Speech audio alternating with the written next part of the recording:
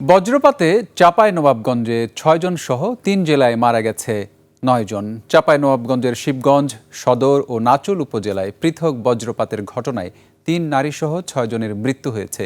বৃহস্পতিবার বিকেলে ঝড় বৃষ্টির সময় এসব দুর্ঘটনা ঘটে। পুলিশ জানায়, শিবগঞ্জে ৩ জন কিশোরী ঝড়ের মধ্যে আমবাগানে আম কুড়াতে গেলে বজ্রপাতে প্রাণ হারায়। সদর উপজেলায় মাঠ থেকে গরু আনতে গিয়ে আবদুল্লাহ আহত হয়ে হাসপাতালে নেয়ার পর মারা যান। নাচলে মাঠে ঘাস কেটে ফেরার পথে এবং আরেক এলাকায় পৃথক ঘটনায় 2 জনের মৃত্যু হয়।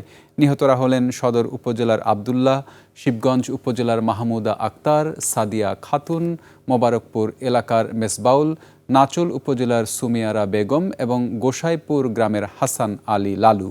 গাজীপুরের কাপাসিয়ায় বজ্রপাতে এক যুবকের মৃত্যু হয়। ময়মনসিংহের গফরগাঁওয়ে কৃষক ও মুক্তাগাছায় এক কলেজ শিক্ষকসহ 2 জন বজ্রপাতে নিহত হয়। বৃহস্পতিবার দুপুরে পৃথক এই দুটি ঘটনা ঘটে। নিহত হলেন গফরগাঁওয়ের কৃষক সিয়াম এবং মুক্তাগাছা উপজেলার গাবতলী ডিগ্রি কলেজের গণিত বিভাগের সহকারী অধ্যাপক খালেকুল আজাদ।